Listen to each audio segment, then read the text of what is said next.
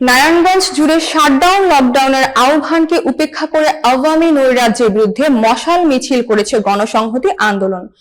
শনিবার সন্ধ্যায় শহরের বিবি রোডে এই বিক্ষোভ মিছিলে অংশ নেন স্থানীয় বিভিন্ন সামাজিক রাজনৈতিক সংগঠনের নেতাকর্মীরা। নারায়ণগঞ্জ থেকে সজীব সিদ্দিকের ভিডিও চিত্রে বিস্তারিত।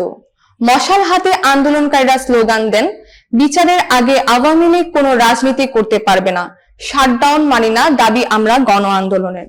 তারা বলেন, নারায়ণগঞ্জবাসী কাউকে ভয় পায় না, দমন পীড়নের রাজনীতি আর চলতে দেওয়া হবে না।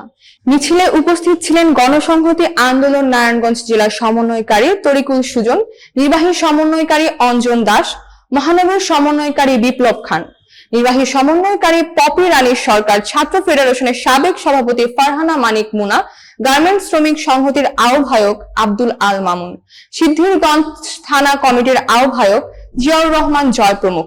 এছাড়া উপস্থিত ছিলেন যুব ফেডারেশনের যুগ্ম আহ্বায়ক রুবেল মোল্লা, সোনারগাঁ কমিটির সদস্য সচিব মোবাশ্বির হোসেন, ছাত্র ফেডারেশনের সভাপতি সাইদুর রহমান, সহ সভাপতি তাইরান আবাবিল রোজা, সাধারণ সম্পাদক সৌরভ সেন, সহ সাধারণ সম্পাদক অপূর্ব রায়, সাংগঠনিক সম্পাদক শাহিন মৃধা, অর্থ সম্পাদক নিসা ফিরদৌস সহ বিভিন্ন শাখার নেতৃবৃন্দ।